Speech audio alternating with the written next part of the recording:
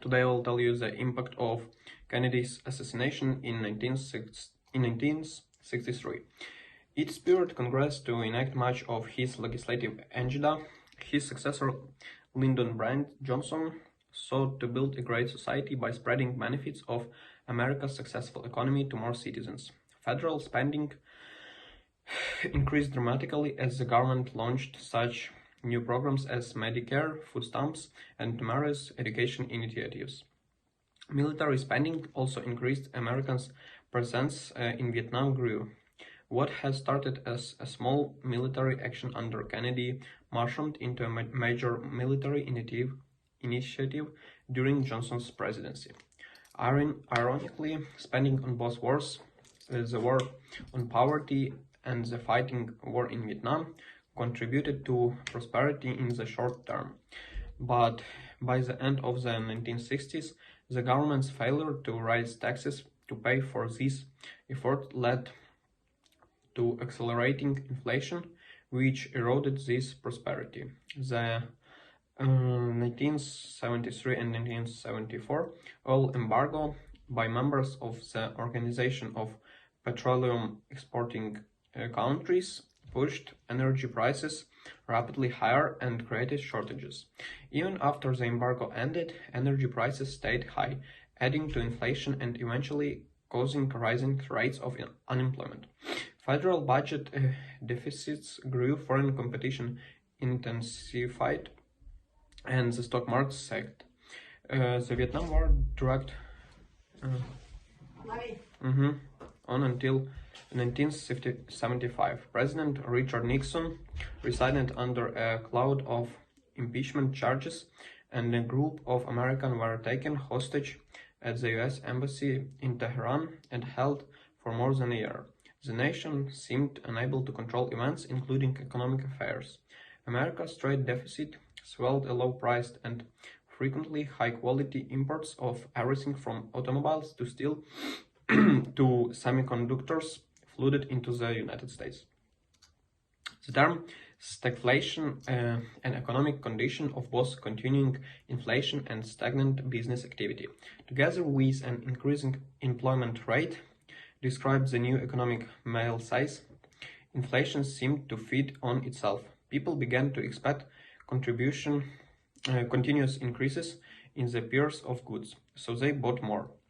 This increased demand pushed up prices, leading to demands for higher wages, which pushed prices higher, still in a continuing upward spiral. Labor contracts increasingly came to include automatic cost of living clauses, and the government began to peg some payments, such as of those for Social Security, to the Consumer Price Index. The best known judge of inflation, while these practices helped workers and retirees cope with inflation, they perpetuated inflation. The government's ever-rising needs for funds swelled, and the budget deficit led to greater government borrowing, which in turn pushed up interest rates and increased costs for business and consumers even further. With energy cost and interest rates high, businessmen investment languished and unemployment rose to uncomfortable. In desperation, President Jimmy Carter tried to combat economic weaknesses and unemployment by increasing government spending, and he established voluntary wage and price guidelines to control inflation. Both were largely unsuccessful. A perhaps more successful but less dramatic attack on inflation involved the deregulation of numerous industries, including airlines, trucking, and railroads. These industries had been tightly regulated, with government controlling routes and fares. Support for deregulation continued beyond the Carter administration. In the 1980s, the government relaxed controls on bank interest rates and long-distance telephone service, and in the 1990s, it moved to ease regulation of local telephone service. But the most important element of this in the war inflation was the Federal Reserve Board. which clamped down hard on the money supply beginning in 1979. By refusing to supply all the money an inflation-ravaged economy wanted, the Fed caused interest rates to rise. As a result, consumer spending and business borrowing slowed abruptly. The economy soon fell into deep recession. The nation endured a deep recession throughout 1982. Business bankruptcies rose 50% over the previous year. Farmers were especially hard hit, and agricultural export declines, crops prices fell, and interest rates rose. But while medicine of a sharp slowdown was hard to swallow, it did break the destructive cycle in which the economy had been caught. By 1983, inflation had eased, the economy had rebounded, and the United States began a sustained period of economic growth. The annual inflation rate remained under 5% throughout most of the 1980s and into the 1990s. The economic upheaval of the 1970s had important political consequences. The American people expressed their discontent with federal policies by turning out Carter in 1980 and electing former Hollywood actor and California Governor Ronald Reagan as president. Reagan based his economic program on the theory of supply-side economics, which advocated returning tax rates so people could keep more of what they earned. The theory was that lower tax rate would induce people to work harder and longer, and that this in turn would lead to more saving and investment, resulting in more production and stimulating overall economic growth.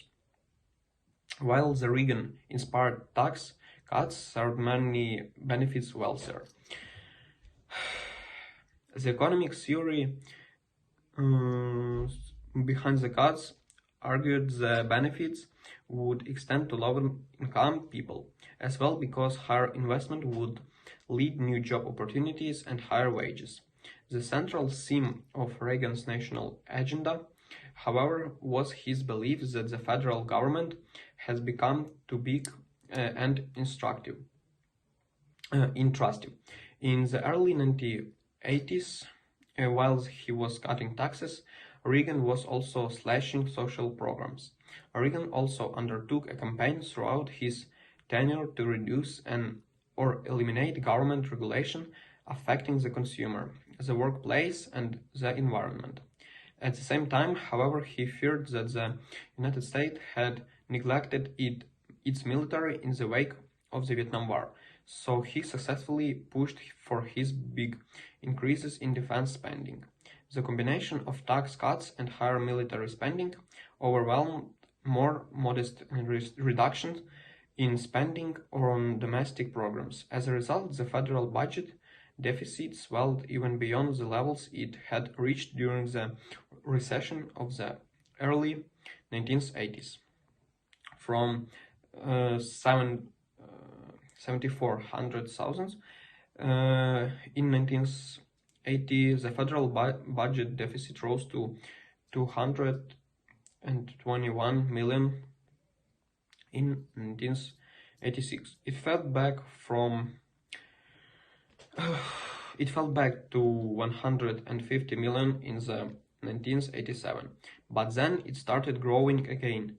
Some economic worries that heavily spending and borrowing by the federal government would reignite inflation, but the Federal Reserve remained vigilant about controlling price increases, moving quickly to raise interest rates anytime it seemed a threat. Under Chairman Paul Volcker and his successor Alan Greenspan, the Federal Reserve retained the central role of economic traffic cop, eclipsing Congress and the President in guiding the nation's economy. So that's all for today. Don't forget to like this video and subscribe to our channel.